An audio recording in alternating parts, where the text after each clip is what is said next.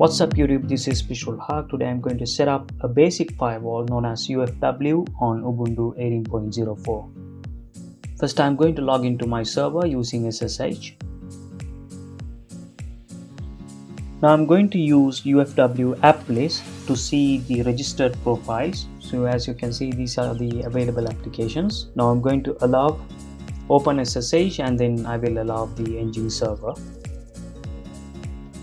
To allow, I'm going to use this command.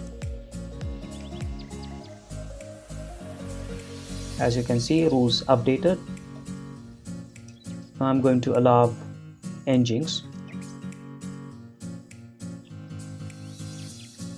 Now I'm going to enable the firewall using UFW enable.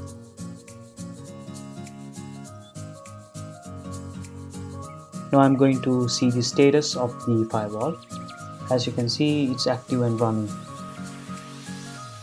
If I want to disallow any services, then I will use this command to deny.